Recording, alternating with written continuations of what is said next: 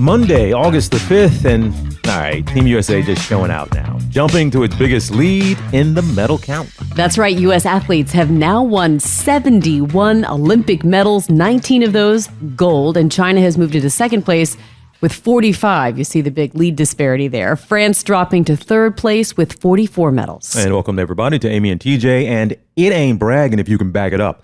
Noah Lyles talked the talk, then he ran that race. The American cemented his place as the fastest man alive in a race that was the fastest and closest in Olympic history.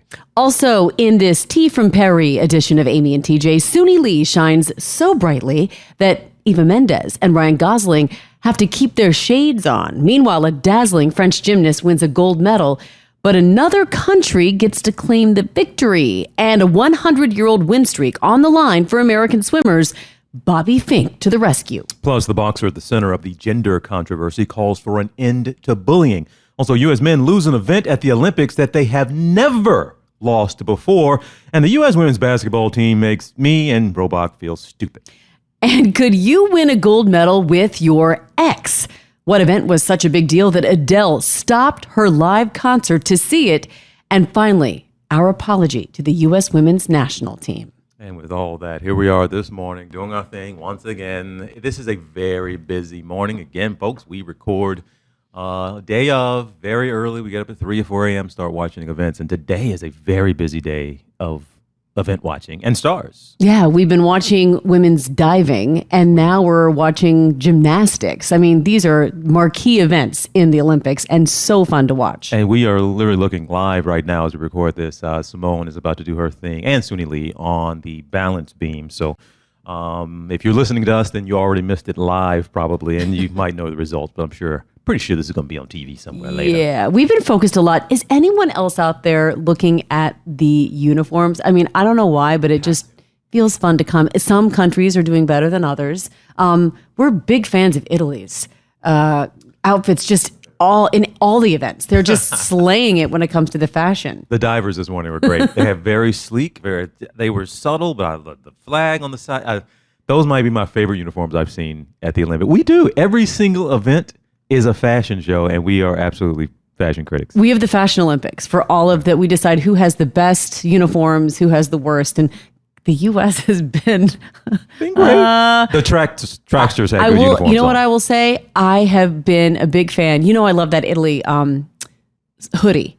I think it's so cool. The hood has the red, the white, and the green in the back. And Your Armani hood, yeah. I loved the initial French gymnasts' leotards. They were beautiful, stunning. The white with the blue and red kind of ribbons. It was beautiful. Anyway. I forgot about Italy's, that soft blue. It's like a teal blue. It's a perfect blue. The Beautiful. Italians. Yeah, I know. Of course, they know fashion, and they're showing up on the Olympics, at the Olympics. You're going to have to, I'm going to stop getting up by myself at 3 and 4 in the morning. I'm going to make you get up with me, because I end up, and it's so sad, I end up sitting out here by myself in tears every single morning because, one, that damn Dick's Sporting Goods commercial. It gets me every time. So that got me again. You need somebody to hug. Well, maybe if you were here, I wouldn't just let it out. I would kind of keep it in, or I wouldn't be so emotional. But the other thing got me this morning, I swear, the platform diving. This is just another sign of just what the Olympics is. The 2 platform divers from Mexico were telling a story that they have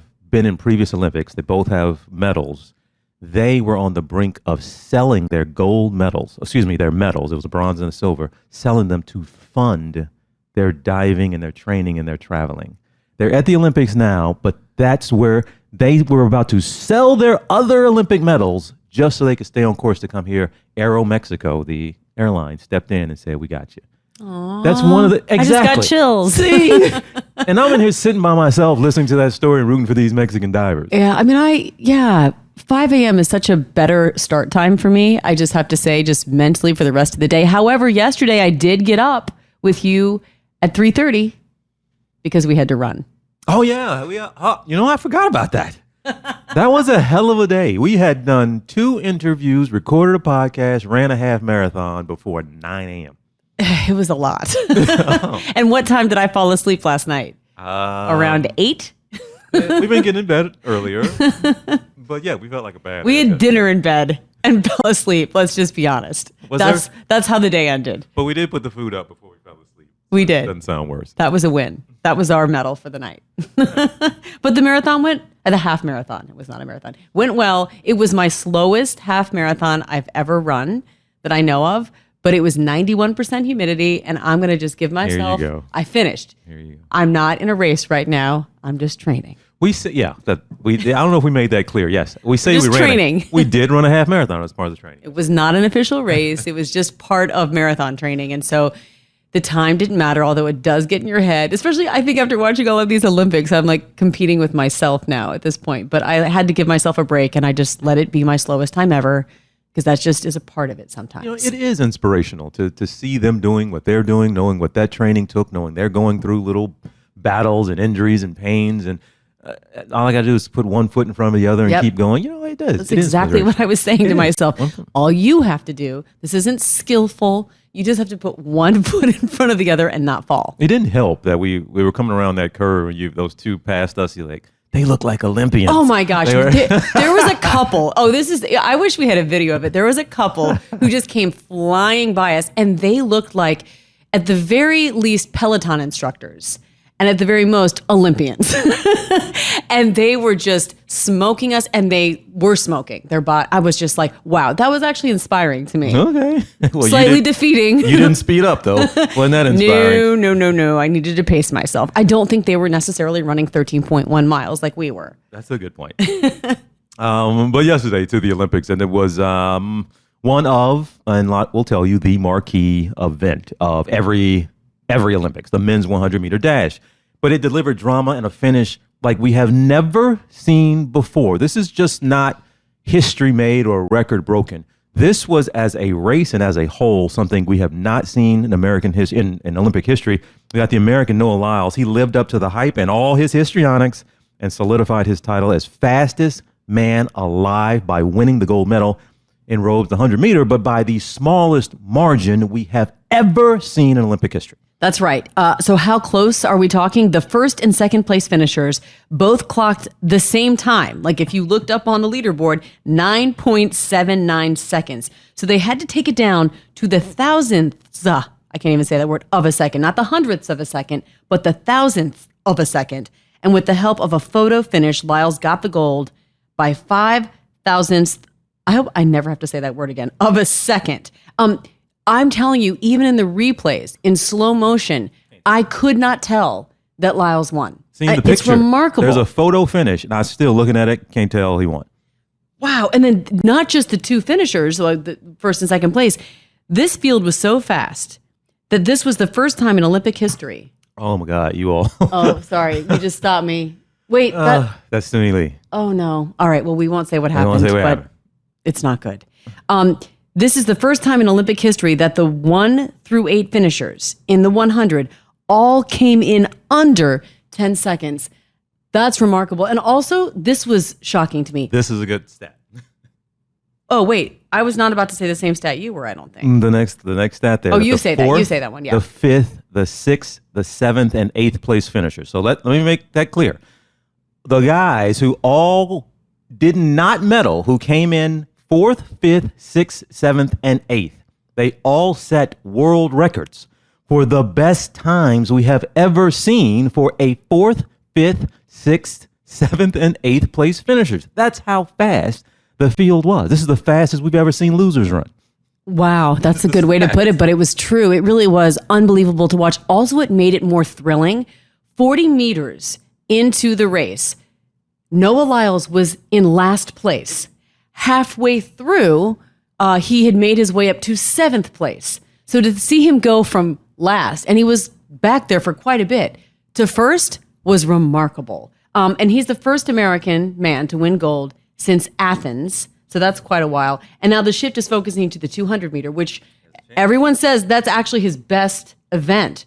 So prelims start this afternoon, and he could become the first American man to win gold in both the 100 and the 200 meters at the same Olympics since Carl Lewis back in 1984. And speaking of our guy, Carl, this is the last stat we'll give you to show you just how fast the field was yesterday in the 100 meter. Carl Lewis won the gold in Seoul, South Korea, back in 1988. And he set a world record when he did it, Robes. The world record at that time was 9.92. 9.92, Carl Lewis would have come in dead last in that race yesterday. That's remarkable. He would have been last. It was good enough to get him a gold in 88. He would have been last. That's how fast it was. So that was very fun to watch. And you all have to forgive us here as we're talking to you. We're a little distracted because we watched live and we just watching Suni Lee perform on balance beam. You do need to tune in. I don't know if you're going to try to track it down. We try not to give you any results or anything that you ruin anything, any spoilers. But watching Suni Lee perform, and it wasn't her best performance here. Had a little bit of a bad situation here on the balance beam, but she's given us so much joy in these Olympics. And so she just seeing her do her thing and get it. She's smiling now on the side. I love her spirit. You can just see her energy come through the television. And by the way, I love her leotard today. Oh yeah, it's banging. I love her leotard today. Those jackets are good too. I haven't seen those. They brought it fashion wise. We'll keep it in gymnastics because we had so much fun watching gymnastics yesterday. And here's a stat for you: the best French gymnast wins gold for Algeria, but she's making history for an entire continent. Algeria's Kélia Namour, who was just 17, became the first African gymnast to win an Olympic medal. And it wasn't just any medal. She won gold with a near perfect routine on the uneven bars. It was so beautiful to watch. She was born, she was raised, she even trains in France, but she started representing Algeria just last year because the French Gymnastics Federation, for whatever reason, didn't clear her to resume competition following a knee surgery in 2021. I don't know, there was some back and forth about that, but her father is Algerian, so she was allowed to compete with the Algerian team. And you know what? It didn't matter. The crowd treated her like a hometown girl. They went wild for her after that incredible routine. So didn't seem like there was any bad blood, but gotta say, success has to be the best revenge. I was just thinking, too bad France score for Algeria. No bad blood. They embraced her. I'm sure they understand and they get it. And she is, we watched her in the all-around. We've been watching her and didn't know who she was. And like, wow, she is fantastic. And now we get it. And to see her pick up a gold. That routine yesterday was a wow. Yeah. She made some moves that didn't make sense. Like you actually gasped when you saw her do it. Her score of 15.7, by the way, tied for the highest score of the meet in any event. That just shows you how good she was. And then Suni Lee also competed yesterday. Picked up a bronze. She was fun. She was she has such a clean exercise on the uneven bar. So she was fun to watch. She got her second now bronze in Paris. So the first, this is her second. Actually, she got the bronze on the uneven bars before. So third medal of the Olympics. Her career total is now 6, and she is one. She represents the U.S. so well. Not to say anybody else doesn't. She's just such a little delight and always down there having fun. She really is somebody I've had a lot of fun watching this year. And her teammates were rooting for her. The Golden Girls were all in the stands, including Simone Biles, watching her.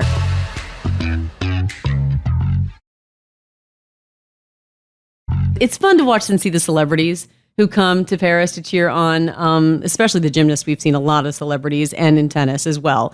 But we saw a rare sighting of Ryan Gosling and Eva Mendes together. They were looking super cool. They kept their shades on the entire time.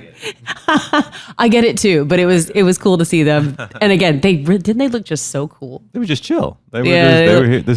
It's fun to see them, celebrity sightings. A casual sporting event, and they were dressed the part. So yep, they were. That was, but I think we see more stars probably in gymnastics in the stands than anywhere else. Some with the swimming, but this has been fun to watch, and the support. A lot of support for the swimmers as well. And Bobby Fink, I don't know if that medal can get golder, but he just picked up a very important gold medal. He came to the rescue of an American win streak that dates back to 1904. Check this out. Wow. American men have won an individual gold medal in swimming in every Olympics since 1904. It was held in St. Louis, of all places. But until yesterday in Paris, American men had been shut out. No gold medals in any individual event. Of course, Robes, they had won some in some relays, but an individual race, up until yesterday, American man had not won a gold medal at these games. So he won the race and in world record fashion, correct? He broke the world record? Yeah, he broke a record. He wins his race. This was the 1500 I believe Yes, it 1,500. was for him. That's nearly a mile, by the way, for Of people just to swimming. get a perspective. 1,500 meter, because that kind of means nothing to me a lot of times. But it's basically he swam a mile and he won gold by nearly 4 seconds.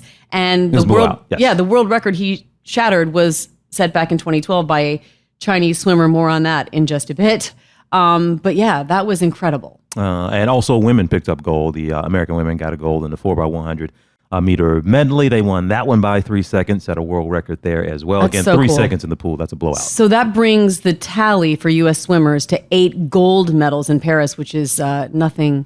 Well, it's something to brag about, let's just say. And by the way, also the pool is done. Like that was it for swimming in a pool, but there are still 2 outdoor swimming races in the Seine. So we can talk about the Seine a little bit more. But the men's and women's outdoor 10,000 meter marathon swimming competitions are Thursday and Friday. So 2 more swimming events, but they're in the Seine. Let's see if they'll go off. We have to keep checking that water. You remember people check the chlorine levels in the Yep, backyard they gotta pool? This is check what they're doing the in the E. coli Seine. levels in the You Seine. can swim in it. Yum. The Bobby Fink saved us on that streak, but another streak for Americans has ended. Check this out. Since the 4x100 medley relay was introduced in the Olympics in 1960, American men have won gold in this event, have never lost it at the Olympics that they have been in since it was introduced. Now, the 4x100 medley, this is the one where you got 4 guys, each one does a different discipline: butterfly, breast, backstroke, freestyle. So that's the race we're talking about. That winning streak has ended now, and it was ended yesterday by China. U.S. touched the wall half second behind the Chinese team. Sounds close, but it didn't take a photo finish. This was kind of a dominant performance by the Chinese. Yeah, and then I said more to come on the Chinese swimmers because there has been so much talk about them in recent days after the New York Times reported that about a dozen swimmers on the current Chinese Olympic team failed drug tests before the Tokyo Olympics, but they were cleared to compete by Chinese officials. There were no ramifications. They claimed that they ate some meat that had the contaminant inside of it, and from what we've heard from the IOC, there was no way to disprove that claim, so they allowed them to compete anyway. But 2 of those athletes who failed those drug tests are on the relay team that beat the Americans yesterday. And Bobby Fink, he had just won, so he was being interviewed by reporters. He made some strong comments about that. He said, I'm going to quote him, in sport, one of my favorite quotes I've seen lately is, "There is no point in winning if you don't win it fair." I think you know the truth in your heart. Even if you touch and you know you're cheating, you're not winning, right? So for me, if you've been on that and you've been contaminated twice, I think as an honorable person, it means you should be out of the sport. He did not mince his words. He did not split hairs. He made his feelings known, and I think a lot of folks feel the same. There's and then there's another side to the argument. I don't know. I mean, are we supposed? It's tough to take somebody at their word when there's been like an incident after incident after incident after incident, and then there was another. It came out after we heard about those failed drug tests. There was another 2 swimmers 2 years ago. Chinese, same thing. They got caught in a drug test and got cleared by the Chinese. A lot of times, you get a doping ban in swimming, it can go years plus. So this is a big deal. As it should. You're cheating. You are cheating. And I was just saying to you as we were prepping for today, it blows my mind that the country whose athletes are accused of doping is the one that clears them or decides or gives an explanation or chooses not to discipline them. That doesn't seem like an outside investigation. And that seems like what would have to be the case if you wanted it to seem legit and be transparent. You got the home team who is supposed to be checking the home team, and who has every reason to want the best players or the best athletes to move forward to represent the country. And it's just tough. As an example, as a reminder there of what you're talking about, the best example people can remember, Sha'Carri Richardson, when she got a doping suspension, that was given to her by the U.S. anti-doping agency, and it kept her out of the Olympics. So we, in that situation, would have been incentivized Correct. to, cheat a little or whatever, or make it possible for her to run. the Chinese anti-doping whatever organization is supposed to do that type of But thing as well. Sha'Carri's doping was cannabis. We're not talking about the same That thing. wasn't Yes. a performance-enhancing drug. That was no. actually maybe perhaps a performance-lowering drug. Yes. I don't know. But just giving an example not, of what yes. it's like for Correct. the home country. And if it's done well, that's how it's supposed to work. You're Yeah. supposed to make sure that the athletes are following the rules. So, but the Chinese are so proud and excited for this team, and they beat the mighty Americans, and it's a great But there's a sense of cloud national hanging over that win. Maybe they don't care, but I think the rest of the world sees pride. it. A cloud. It's sunny in China, though. I guess it is. Wow. It was a thrill to watch Novak Djokovic yesterday. Who didn't see that? I mean, if you didn't, you missed out on that last set. Was just remarkable when they were doing the Tiebreak, tiebreaker. yeah. Oh, I mean, it was, we'll put it like this. One of the commentators said about one of the competitors here, Novak Djokovic, he said he will die on that court to win this. And that sounds like a lot, but watching him play and win yesterday, that was perfectly put. Because you have to understand this history here. He has had 4 Olympics. He has gone 0-3 in the semis. Didn't even make it that far in one of them. He has 24 Grand Slams. He is the greatest tennis player ever. And the one thing that was missing was this. Well, and it's funny because we were saying this was his 4th attempt to win a gold. The truth is he's actually been in 5 Olympics. We forgot. He won bronze back in 2008, but he failed to medal in London, Rio, or Tokyo. So this was his 4th try at a gold. He had a bronze in Beijing. So he wanted that gold and he got it. Finally. It took him a while, and also, by the way, he had meniscus surgery on his leg 9 weeks ago. So there was a lot, he had a lot of pressure. It was a pressure cooker for him, and he came out on top. He, he's the oldest guy to make it to a Olympic final. He's playing the youngest guy ever to make it to an Olympic final, Carlos Alcaraz. If you watch any tennis, you know who this guy is. He is the next coming. Didn't he is the beat stud. Djokovic in Wimbledon? I believe so. So they had already been matched up once before. Djokovic lost, so it was amazing to see him push through and win, and then to see In 2 him. sets, yeah. I mean, he sobbed. We've said this before, but you see, they keep it together, they keep their laser focus going, and then as soon as they win, you see all the emotion. It's just amazing to see what they're able to keep at bay, and then it all comes out when they win. And then he ran up into the stands and was with his wife and his kids. It was just beautiful. With the Serbian flag, it was beautiful. That thing, the Serbian flag, he's been very outspoken about this love for his country. And, but he joins a very elite group. You hear about the Grand Slam in tennis if you win all 4 majors. But there's something else they call the Golden Slam. You win all 4 majors, but you also win a gold medal. He was not in that group. And the only people that are in that group, Andre Agassi, Steffi Graf, Serena Williams, Rafa Nadal. Wow. A Golden Slam. So that sounds pretty cool. He's become even more elite. Sounds better than a Grand Slam, right? And this balance beam is the devil. I was just going to tell you, you guys, if you can watch the replay, because I'm assuming most of you weren't up for this because it's so early in the morning, but this is a really tough, and these are the top 8 gymnasts, by the way, who were selected from their preliminary scores to compete in the final for a medal.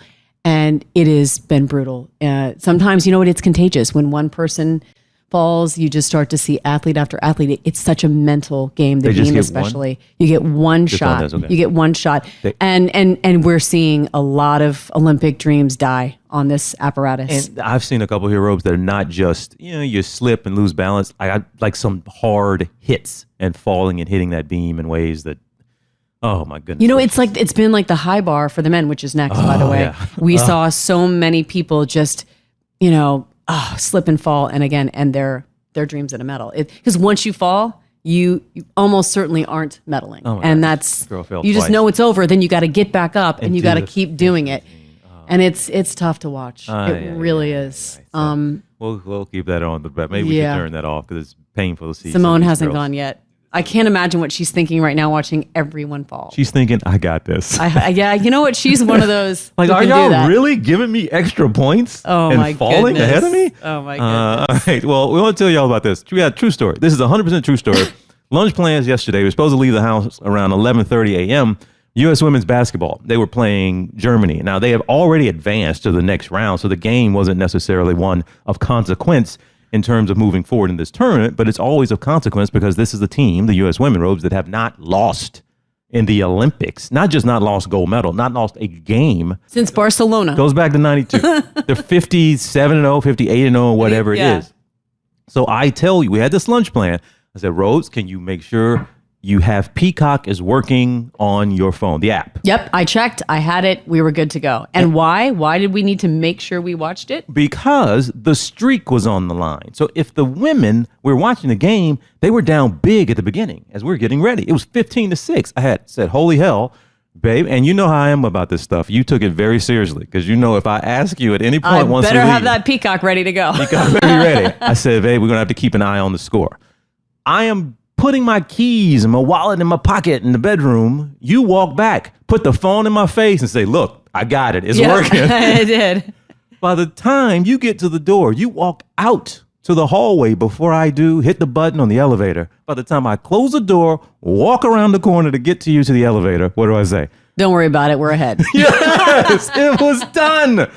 In the snap of a finger, they go from down, whatever it was, 11 or 13. They were up 13 and a half. How dare you doubt the U.S. women's basketball team? Diana Shame Taurasi. on you. Yo, No, I'm kidding. sorry. My bad. I felt so stupid after the fact. Like I was really worried. You're like, wow, I actually thought that there was a chance that we weren't going to win. I felt so stupid. But they 87-68 with the final. They are now 58-0 in the Olympics since Barcelona. Oh my goodness. But yeah, going to the knockout stage now, and they are the number 1 seed. All right. Well, it's fair to say we have seen a lot of show-stopping performances at the Olympics, but there was one in particular that literally stopped a show, specifically an Adele concert in Munich. Yeah, she has been very vocal. Oh, look, you could tell she's having a good time and has been watching the Olympics and has been talking about it. But on Saturday at her concert, she stopped singing, disappeared to the back of the stage for a second. And on the big screen in the arena, what came up? The women's 100-meter final. Sha'Carri Richardson. She said she's a huge fan of hers, and she was rooting her on, and so she was excited. So she had the entire Munich audience stadium. I don't know how many thousands of people were there, all stopping to watch. Thankfully, it's 10 seconds. Yeah. It's if you're going to stop a show to watch an event, that's the one to do it. But she congratulated Sherry. She congratulated the winner. And everyone had a good time. Yeah, so that was just a cool moment that people are that into it that she even. I'm sure they appreciate it. It was only 10 seconds. She got back. She got back to singing. Exactly. Also, we have an apology to make to the U.S. women's soccer team. This is also a true story. We planned our entire day Saturday to watch them take on Japan. We were on the edges of our seats when the match went into extra time. We jumped up and we cheered when Trinity Rodman scored the only goal of the 120-minute game. We were in awe and we couldn't wait to celebrate them and talk about their amazing victory. And yet, in our podcast Sunday, we completely forgot to mention their win. This is embarrassing. This is really embarrassing. Look, not that we're making excuses, but like we mentioned, we had got number 3. We ran a half marathon. We had done 2 interviews, and then we had to record the pod. It was a lot happening. And there were so many other things that had happened since the soccer game where people had won. And yeah. So it happened that, when was it yesterday? You looked over at me and you said, oh my God, Robes, we completely effed up. And I was like, what? He was like, we completely left out something major in our podcast. I'm like, what?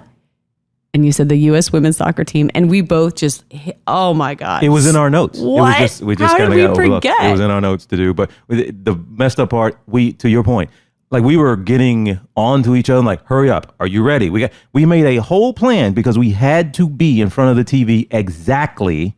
We weren't going to miss a second of that game. And we sure didn't. enough, and we didn't. And then we didn't mention. Ladies, sorry. I mean, the U.S. women's basketball team, U.S. women's soccer team, we are really doing the ladies we need bad. to do better. We need to do better. But we've been watching and we have been cheering them on and we cannot wait. I mean, they looked so good. I mean, we love watching those women play. Oh. They're going to take on Germany on Tuesday in the semifinals. And rest assured, we will be talking about them on Wednesday. The whole podcast. It'll be dedicated to the U.S. women's soccer team. And finally here, a simple question to all of you out there. Could you compete at the Olympics with your ex as your playing partner? Now, you pick the X, whoever's in your head, whoever you're thinking about right now. But that X, could you go and compete on the biggest stage with that X at the Olympics? Is it your ex-boyfriend or your ex-husband? Here you go. No, I think that's important. I said pick the X because we would go through now. You have so much little, well, what about this? And what event is it? And do we have to do this? Do I have to coordinate with them in a very significant fashion where I can't be annoyed or pissed at them? You got to train with this person. Oh, God, you have no. to The answer is no for me. No. The answer is no. The answer is no. No X. No. Not a single one. Wow. Okay, so this is... No, not to have to spend that much time and... No. That's not for me. Okay. How about you? Yeah, I think I could. I so disagree with you. You think so? I do not. Name one ex that you are friends with, like actual friends with who you talk and chat and hang out with. You want to... Oh, I do know one. Okay. I do? I think? Well, I don't know. Wow. I thought that you were friendly with one because we've interviewed that person. Oh, no. No. Okay. So I stand corrected. No. Okay. Name. You don't have to name the ex. You don't want me to name? No, you don't have to name the ex, but just tell me that you can think of a person that you actually are still friends with, who you've dated or been married to. Let me go through my texts. I'm kidding. I kind of see your point, but we're asking the question. I kind of see what you're saying because as I go back through my mind, it depends on who the ex might be.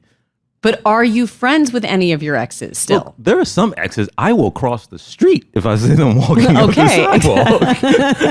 sidewalk. But they competed. This has been a story. It's a fun one. It's a cute one. It's a silly one. It's not really one, you could even argue. But Czech tennis players playing mixed doubles just won a gold medal. Tomáš Mahač and Kateřina Sinikova. Right? They just won gold for that country, mixed doubles tennis. Now, after the win, what do teammates do? Of course, they're going to embrace each other. And they got up there and they gave a pretty passionate kiss. What? And maybe they're not really It's not exes. a big idea, but that's the thing. These two had been dating since back in 2019, 2020. And they broke up just a couple months ago before the Olympics that they had been training for. That's crazy. They broke up. But they still decided they wanted to commit to compete together. Wow. And sure enough, they just won a gold medal together. So now... That's amazing. So, of course, they got to the press conference afterwards. And what did everybody ask? Are you back together? And their answer was not really a definitive one. Their answer was, we like to keep you confused. That's our personal business. That's not really for you. The guy said, you know what? It's top secret. And they were kind of being giddy and silly and goofy about it. I think they got back together. Well, the kiss was clear that they got back together. I mean, the thing is, that's an on again, off again relationship. Oh my God. We got to stop watching. Oh. It's fine. I have chills. Okay, this balance beam. Sorry, is we're the watching devil. Simone Biles on the beam as we're talking. And the devil. That thing is the devil. Again, I love her leotard. I will say that. Amazing leotard. She looks phenomenal. This is insane. I just needed to get off the balance This is insane. beam. You guys, you have to watch the beam finals. Okay. This just shows you the stress, the competition, and what happens. Okay. Oh my God. Actually, I'm trying to look it up as we're here to tell folks when they're going to have this on TV. The balance beam is one you need to watch. Well, there's today. a replay. There's a replay for everyone. I mean, it's happening live right now, but there is a replay. And if you do have obviously Peacock, they do the replays and they have them there for you. This is one you can't miss. I don't know if they're going to have this replay before it airs on television. Oh, you're right. This is the prime time. This is their prime time. Stuff, like this is what they put out for everyone to watch. But it's going to be out there. What happens? I mean, everyone's going to see it. But if you so choose to look it up, and we don't want to give it away here, but my God, you have to watch this. This is. I feel like this. Like there is just a contagion that happens when. And we're saying this as if. I mean, obviously, people are going to be talking about this, and this is going to be out there, if you will, before. During the day, and people are going to kind of know what happened and know the results, but we just didn't want to give it away here in case you're one of those folks that want to wait and watch and aren't paying attention to anything. Yeah, because this is the time of the podcast where we say what we're watching today. Obviously, we're watching gymnastics, and so Simone is on balance beam right now, but she's also going to compete in the floor exercise along with Jordan Childs. But, I think this is what's at stake. Right now, Biles has 10 Olympic medals, and that is significant. Obviously, she won. She led the U.S. team to gold in the women's final. She won gold for all-around and vault. But if she had a top 3 finish, if she gets a medal in the floor exercise and the beam, any of them, that would give her 2 more medals. That would make her the second most decorated female gymnast in Olympic history. Only Larissa Latinina, if I don't know how to say her, Latinia, has more with 18. So, she's going for this is what the Olympians do at a certain point. You're the GOAT, right? But you want to have your name up there in history. And so this was important. You always want to win, yeah. Right. And just to get 2 more medals, it wouldn't have to be gold, would put her in a whole new level, basically, right now, than she is right now. So that's kind of what's at stake. That is a good leotard. It's a great leotard. Okay, and I'm not big on the leotards and understanding that fashion. That's a good one. She looks fantastic. Okay. So yes, floor exercise, that'll be her final event, by the way. That'll be the last time we see Simone Biles compete. Later this morning, she's going up against Brazil's Rebecca Andrade and teammate Jordan Childs. But remember, Simone won gold in Rio, but she pulled out of the event in Tokyo, but we saw her slay it earlier. So this is one of her big events. And even though there are no American men competing in gymnastics today, it is always remarkable to watch the men's final. So they have the parallel bars, which just happened, which you'll be able to see on replay. And then the high bar is about to come, and we're absolutely going to be tuning in for all of the above. Track and field, you have men's pole vault final, you have women's discus throw, women's 5,000 meter final, women's 800 meter final. And that's one to watch because we saw Britain's Keely Hodgkinson yesterday in the heats. She is a powerhouse. She is a favorite to win the 800 final. She is the Tokyo silver medalist, but she has some competition from defending world champion. We saw her, Kenya's Mary Morai. She was phenomenal. So it'll most likely be a battle between those 2 women, and it was just fun to watch. Men's soccer, men's Team USA may be out, but these are the semifinals. So we've got Morocco versus Spain.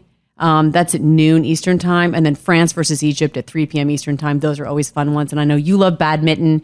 The women's single medal matches are today and the men's singles medal matches are today. But all eyes are going to be on that gym today. That is what people are going to be talking about, what's happening in gymnastics. Okay, why? Did anybody tell me why? We should get the answer. Why does it seem like it takes so long with the scores?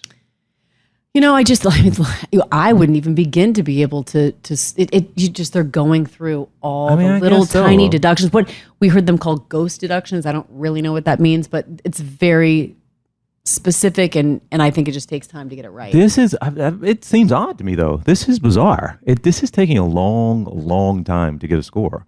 So we're not going to give the score here. I'm just sitting here waiting. We're going to try to get that answer as well at some point. It just seems like they are taking. Not just right in this moment, certainly this moment, but throughout. It seems like it takes longer than any other sport, but you want to get it right. Okay. They do want to get it right. I do have to say, hats off to NBC. Their graphics and their replays and how they show things in slow motion, but then even have like a computer generated graphic of the actual athlete doing their skill. It's remarkable because you can see what it takes to pull off some of these unbelievable gymnastics feats. That makes sense. Like you can just see how difficult it is. I don't know why Simone Biles is rolling her eyes at something just then. Look at that. Those photographers. She's pacing and my heart is pounding. Look at all those photographers. She's just standing there and everybody's staring at her. She is not. That's tough. Okay, she's throwing her. She feels like this is long, and that's Simone Biles. Yeah, she's getting annoyed. She's getting annoyed. She wants to know what her score is, and she's frustrated. Yeah. Okay. Well, folks, that's all we could tell you. Look, NBC has made this the best experience I've ever had watching the Olympics. It's been great, and being able to watch it at this time of day has been cool. But man, you get these results early, and this has been. I hope they show the whole beam. I'm looking at the schedule here, Robes. They do not have the beam. You can either watch it live, or then they don't play it again until NBC prime time. Oh, so you're going to have to wait till tonight to watch it. But it is worth watching. And of course, we'll be watching all of the events, bringing you all of the very latest. But thank you for listening to us for all of the tea from Perry. We're not married to that name. Tuesday, August 6th, and Team USA had a huge day at the Paris Olympics on Monday. Yep, U.S. athletes have now won 78 Olympic medals, 20 of them gold. China now at 53 total medals, and France, the home team, still in third place with 48. Welcome, everyone, to Amy and TJ. Folks, that might have been the last time that we will ever see Simone Biles compete in an Olympics. And she was at the center of a wild final day of gymnastics competition. This all happening in Paris, of course. I guess you could call it the unbalanced beam. Why did so many athletes, including Simone and Suni, fall in the finals? Uncharacteristic of both of them was the audience shushing too much. And then the floor exercise became a head scratcher and a heartbreaker for at least one athlete who thought she had secured the bronze. Plus, two athletes who swam in the River Seine as part of the triathlon have now withdrawn from the games, citing illness.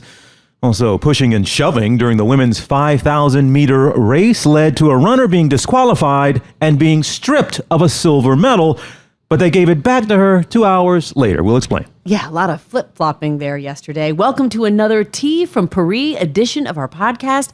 And it's already been a busy morning. We've watched how many events already? Well, the sport climbing, 3-meter springboard, men's diving, and then we moved over to sport climbing. They were doing boulder this morning. And where's she from? Slovakia. Slovakia. And there's a young lady Slovenia. Slovenia. Sorry, Slovenia. She's crushing. My bad. Yeah. She was amazing watching her just attack the wall. Everybody else struggling, swinging, falling. She was like boop, boop, boop, boop, boop. And she went straight up.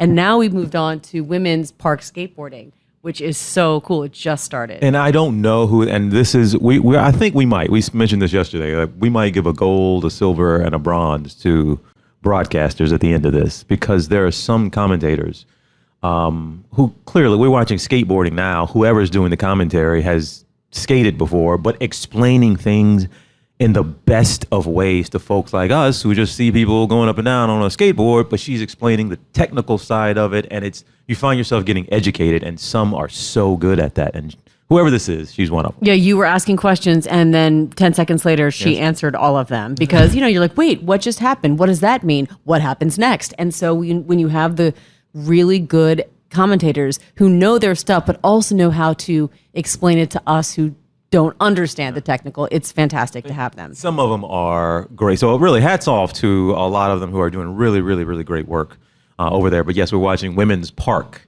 now, skateboarding, and we know a little about this because we talked to some of the U.S. skateboarders who are going to be doing park later. But it's like, look at that. These are children.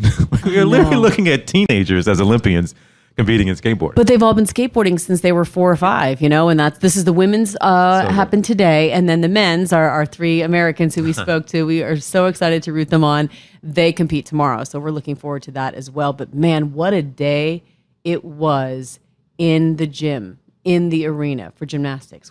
I couldn't believe how dramatic it all became yesterday. The balance beam finals, it was hard to watch. You already have a hard time watching the balance beam, but how was it for you yesterday? I hate the balance beam. I hate watching the balance beam. And so much of what we watch in the Olympics, maybe other people, and maybe you and others feel this way. It doesn't matter if it's what country it is. I want to see everybody do well. Yes, I want Simone and Suni to win. But anytime their competitor falls, your heart breaks. I don't want to see them do badly. No. And so the balance beam is certainly gymnastic, but the beam sucks. And yesterday, Sucks. it was really difficult. Half of the 8 competitors fell off the beam. These are the best of the best. These are the top 8 competitors from everyone who came as top Olympians from their countries. And 4 of the 8 fell. That's why in short, I'm trying to look it up while we're telling this story, what the fall percentage is on the beam in high end competitions, because these, like you said, these are the 8, you could essentially say the 8 best women in the world on this apparatus. Correct. Competed yesterday. Absolutely. And it still took down half of them. And you know what? I've always said this too, and I think anyone who's competed knows you get a momentum going either way. And also there's a contagion that can happen when someone else starts falling. It just gets in your head. So both Suni Lee and Simone fell. Simone ended up finishing 5th. Suni ended up finishing 6th. It was shocking. It was a game changer, but we were very excited to see Italy's Alice D'Amato taking the gold because we've been rooting her on. She has this beautiful ballerina-like elegance to her every time she competes. And so it was fun to see her take the gold on that. But then it was interesting to hear what Simone and Suni said about the competition. They said that the crowd affected their routines. The audience was shushing other gymnasts who were cheering on their fellow athletes during the balance beam final. And some of the gymnasts and coaches all said there was kind of an awkward atmosphere during the beam in the gymnasium on Monday. And I think they were well-meaning audience members, but they were trying to silence the athletes, but it didn't have, and other spectators, but it didn't have the intended effect because Simone actually looked bewildered after her beam performance, and she could be heard asking Suni, why are they shushing? And then Simone actually told reporters it was really weird and awkward, not our favorite, none of us liked it. And I've said this to you, my small amount of competing in gymnastics, when it's quiet, it's the worst because you know everyone's looking at you. I prefer to have the floor exercise music on and other athletes competing because in your mind you can kind of just focus and think, oh, they're not all looking at me. And some of the gymnasts said it actually, the noise emulates practice, allows them to focus, and they don't have to be so worried. That makes sense to me. It doesn't make sense to me because I am not from that world. So we're watching, when we were watching the all around and things go, the competition, the team competition, so if you're on your balance beam, somebody's over there performing on the uneven bar, somebody's over there on floor exercise, somebody's over there on the other apparatus. So all that noise is going on. And so I was watching, and I often say when watching the balance beam, like, damn, why did that not throw her off? She doesn't know if those people are gasping because of her or cheering because of her or somebody else. That noise is what I thought was a distraction, but that is what gymnasts welcome. Yeah, they're used to it. It's kind of like when you're used to there always being just some sort of like a white noise-ish kind of thing going on. You tune it out, but you almost kind of embrace it because it makes you feel like, you can just focus on your thing. Right. World class, they know and they know better. They weren't making excuses. They were talking. No. We need to make clear there. They weren't making excuses, but it was a real thing. And they were being asked, why did everybody fall off the beam? And that was just something that came to them, and it makes sense to me.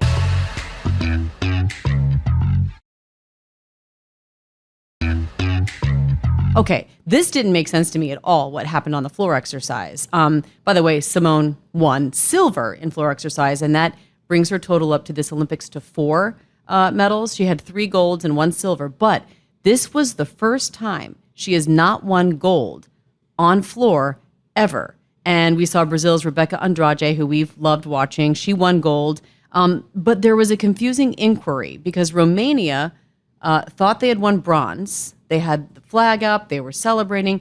But Team USA's Jordan Chiles ultimately won bronze. She moved up from 5th to 3rd after her coaches put in an inquiry about a specific move. Her coaches actually said they didn't think anything would come of it.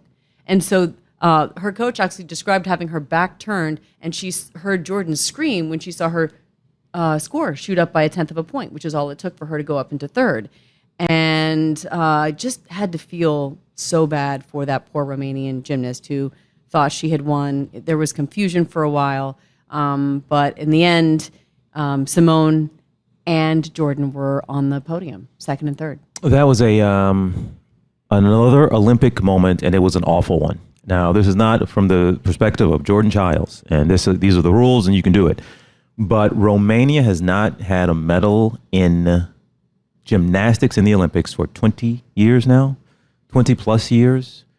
And the young lady won a medal, a bronze for her country. So they have the flag out, folks. You've seen this. They draped themselves in the flag. They've thrown it up in pride in front of the whole audience. And the whole country's celebration Nadia was Comaneci just stopped. Was celebrating. It sucked to see that. Just that has to happen. It was an awful, awful moment for them. But it's within the rules. The inquiry is just simply you asking them to go back and review the scores, period. And sure enough, they talk about this all the time, being a game of inches or just a little hop or 1/10 of a point or thousandths of a point. It sucked. Your heart breaks for Romania, but... Yeah, the best explanation I got was that she didn't get full credit for something she had actually done. And so if the inquiry leads to a more fair score, then obviously that's what we want. Or an that's accurate one. Yeah. Correct. That's what every athlete would want. Even the person who ended up not getting the bronze. You wouldn't want to win, because there was poor judging. You want to win fair and square. And so hopefully that is exactly what happened. And look, to see the Romanian gymnast and just everyone in that audience, just their faces fall and just the crushing where you thought you medaled and then you didn't. But then to also see Jordan's excitement. I mean, she was just beyond excited. And that was it was like just so bittersweet because you were excited for Jordan, but your heart sank for Romania. And again, she's not our athlete, Romanian, but you're pulling for all of them. But that was a special moment for the country. That was yanked, and they have to wait another possible 4 years. And now, and now the next questions will be for Simone. She's already been asked, are you coming back? LA 2028. She has not, obviously. She hasn't ruled it out.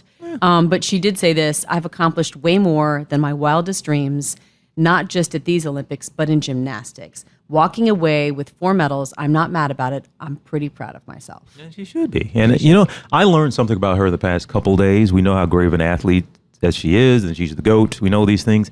You know what? It was really cool to see her be a fan, to see her sportsmanship, and to see her be such a supporter of her teammates was really cool. You're talking to about watch. The medal stand. No, well, that's part of it, but just in the team competitions and in the individual competitions, even seeing her in the crowd the other day, being supportive of her team. She is a member of a team. We know she's great, but to see her perform and behave on the sideline in that way, you're like, oh, okay, she's not just a great athlete. She's a great teammate. She's a great sportsman. That part was great. And what they planned at the podium was one of my favorite moments of the Olympics. Yeah, I missed it. I had to go. I was actually going to lunch with my daughter, meeting her new college roommate and her roommate's mom. And so I had to leave, and you were texting me, oh my gosh, you just missed the most amazing podium moment. It might have been my favorite. One of mine. It's in the top 5. It's been a lot. But you think of this. Rebecca Andrade of Brazil beats Simone Biles fair and square on the floor exercise. And Simone has never not gotten gold on the floor exercise. Beat her fair and square. And you know who knew that immediately was Simone Biles. She was called on the sideline. She was overheard saying, I think she's got this one.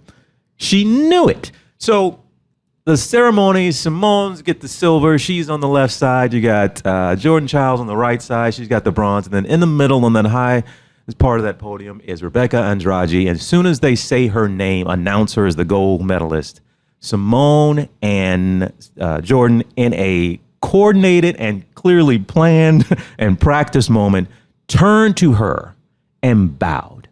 That's awesome. They turned to her and bowed. It was just a cute, sweet, giving this woman her moment, who has lost out several times to these two women in the past, and to acknowledge her greatness, and to see a Simone Biles give somebody that kind of credit. I love it. You know they've earned it. Loved it. That was awesome. I didn't see it, but you just describing it just gave me chills right now. So I absolutely thank you. loved it. And we can't forget that yesterday we talked about the balance beam. The men's high bar yesterday was a train wreck. And there were no American athletes, so I know there isn't as much coverage here in the United States, but we watched it all, and that was the women's balance beam was the men's high bar yesterday. It was. I don't have the count. I don't know how there wasn't serious injury when they are gaining this unreal momentum, swinging around. When they fall off, it's hard, and then they have to get back up, literally dust themselves off, and then get back up there and finish. I don't know how they do it. I've said I would just walk out. I would run out. You remember the falls? Some of them fell off during the routine, but we saw at least 2, probably 3 guys on their dismount. It's one thing to take a hop or a step. They landed and completely dove forward onto their faces. Landed on their stomachs. What the hell? It was like how Suni fell on the beam. That was tough. That was a bad on fall. her stomach. That's tough. But they all got back up. And that actually can make me like cry and choke up. Every single one of them, from the beam to the high bar, got back up and finished their routines. Knowing that they had 0 shot of a medal, knowing that their score actually didn't matter, and they did it anyway. And I loved watching that. The crowd, as soon as those guys fall, they start clapping and cheering. But they were competing as well in silence, right? Yes. Yesterday. So I mean, nobody talked about that as being an issue with that. But but that could have had an impact. I mean, I get tears in my eyes just seeing the resilience and the pride and just the hard work that went into that moment. And the devastation. But you talked about that side. This is the place has a capacity of 20,000. So we're not used to, in a 20,000 seat stadium, that it's loud because a NBA team is playing in that type of capacity. Think of 20,000 being quiet, just watching you. That's what was pressure. going on. That's real pressure. That's entirely too much. So, but congrats to them. But the gymnastics is done. Yeah. Oh, it was so awesome. I actually think this was one of my favorite years. It was just so incredible to watch and filled with so much drama. But kid from Colombia, we got to mention that's the first ever medal in gymnastics for Colombia. 17 years old. 17 years old. He was a megastar on that high bar, and that will not be the last we see of him. The guy you love from got a medal from Ukraine. Yes, Ukraine got a medal as well. He was literally 2 heads taller than his compadres who were on the medal stand with him. But it was fun to watch, and so happy he got a medal as well. All right, you want to turn now to the our E. coli update. The Seine. Oh yeah, so we got now 2 Olympic athletes who have dropped out of competition because of illness. But these 2 are of particular note because they had both previously competed in the triathlon, which means they had to swim in the River Seine. So Belgium, they decided they are not going to compete in the mixed relay after Claire Michel, bless you, Robach is sick as well. I don't think E. coli causes talk of sneezing. E. coli made me need to sneeze. Get that out of me. But the Belgium decided they were not going to compete in the mixed relay because one of their athletes, Claire Michel, got sick. They did not specify what the illness was, but Claire Michel had done the triathlon days prior and had to swim in the Seine. And so when an athlete who's been in that water ends up being sick, people do robes, obviously, take note of it. And then there you got Adrian Brifford of Switzerland. He had an issue as well. Yeah, he dropped off his country's mixed relay team because of what they are calling a gastrointestinal infection.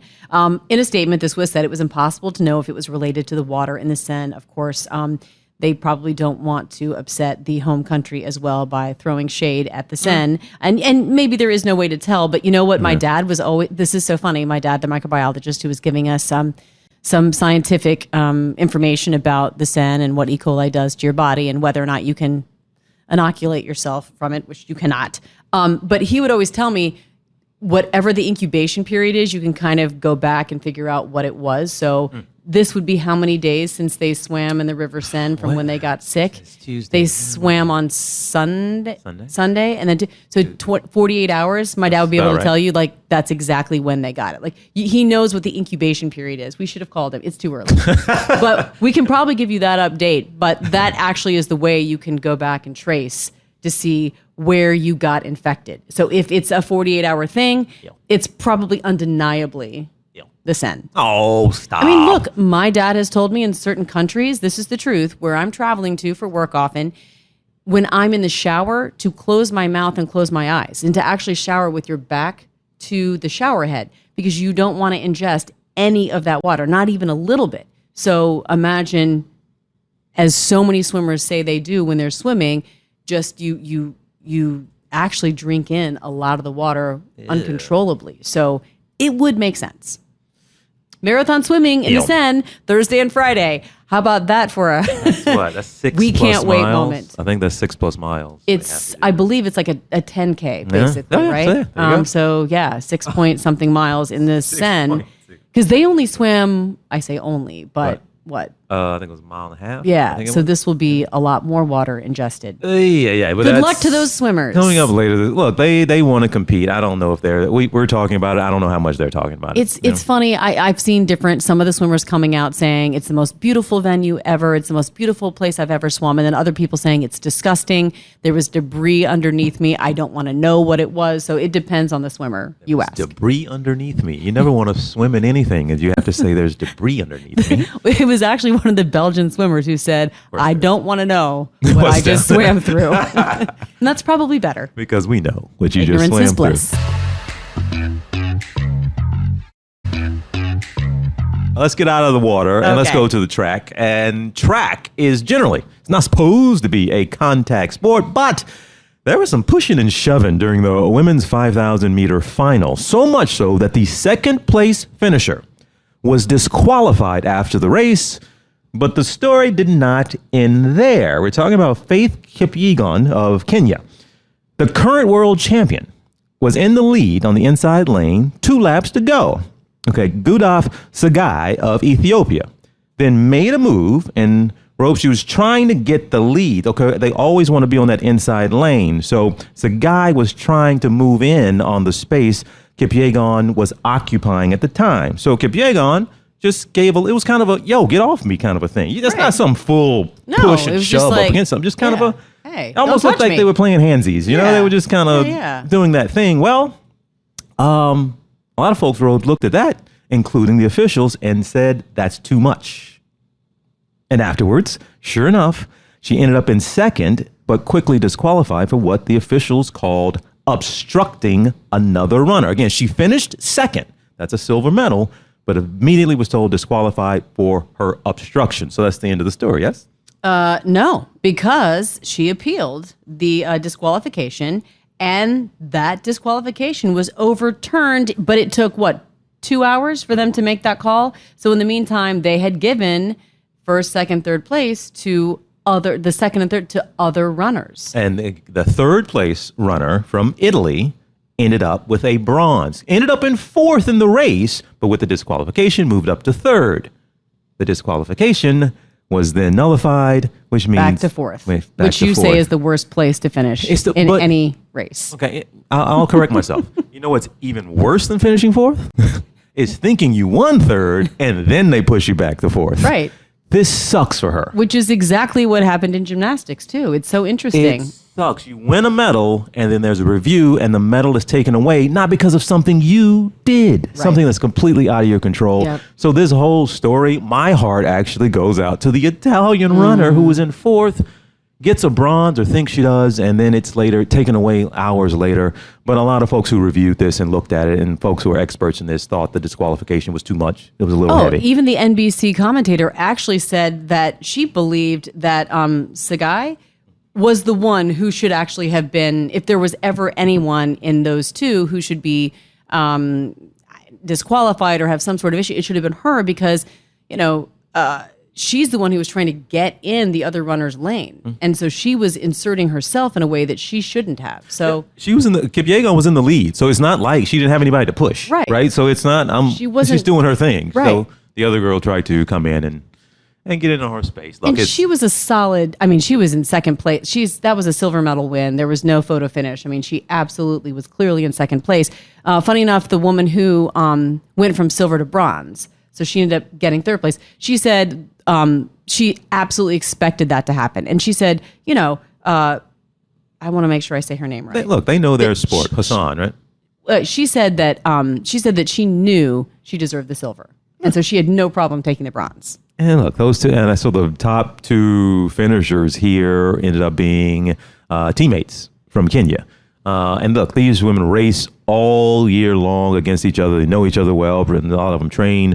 They know this sport. So if they don't have an issue, I don't have an issue. Exactly. I think that's a good way to look at it. Well, we are watching a lot of events today. 15 gold medal events are up for grabs. A lot of them in high-profile medal events in track and field. This has been fun to watch. Team USA's two-time Olympic medalist Gabby Thomas is going to go for her first gold medal in the women's 200-meter. And I am so excited about this one on the men's side. A possible showdown. This will be among reigning Olympic champ Norway's Jacob Ingebrigtsen, Great Britain's reigning world champ Josh Kerr, and then the 2024 U.S. champ Cole Hawker. Experts are expecting, this is what they're saying, one of the most vicious and hardest 1500s the sport has seen in a very long time. This is a fun race. This is, because it's a fast race, but it's still several laps they have to do. But to see that group stay together, the strategies, and that whoever has that sprint kick at the end, I appreciate this race almost more than anything in track and field. I get so nervous when they all obviously go to the inside lane and then fight for position. Which is what we saw happening in the women's, but I just don't even know how, it's crazy to watch Noah Lyles even in the 100 go from last to first. It is crazy how they position themselves. All right. Basketball, men's basketball, LeBron, Kevin Durant, Steph Curry, along with Team USA. They are facing Brazil, and a trip to the semifinals is on the line. So they need to win this one. That happens at 3 Eastern time. And then This is probably the thing I'm most excited about today. As we promised earlier, we will not forget the U.S. women's soccer team. They are taking on Germany. That happens at noon Eastern time, and that is what we are planning our day around. I don't. Who else is still? I don't know how other people are watching. I know the ratings and whatnot have been off the charts. I don't understand the ratings anymore because it's not just TV. It's not just broadcast. It's not just NBC. They count USA. They count streaming this. So I don't get it. But clearly, these have really, really been going well. But are people watching live, or are they most people watching? I think it depends if what your job is, and maybe even people. The nice thing is because you can put up on your computer if you're in your cubicle, you can have it up and watching. So it's just nice to have the option to be able to watch it streaming somewhere. You could even watch it on your phone. People have Peacock. Yeah. Do a lot of people have Peacock? We had a little bit of a hard time finding. A little bit. We had a very hard time finding the soccer matches yesterday. What was it? 85 degrees, and we were running through the streets of Midtown, going into 12 places. Y'all got Peacock? You trying to see? We finally found. It was like our 4th or 5th place. Yes, we finally found it, but they didn't have Peacock. They found some Spanish channel that had it on, poor quality. You were like, let's get out of here. We were watching it in Spanish. Yes, that's right. So then we raced on the subway to try and make it back to my apartment while they're going through. This was just halftime, right? We left the bar a little before halftime so we could time it to get on a train and get set up at home in time for the second half. Yes.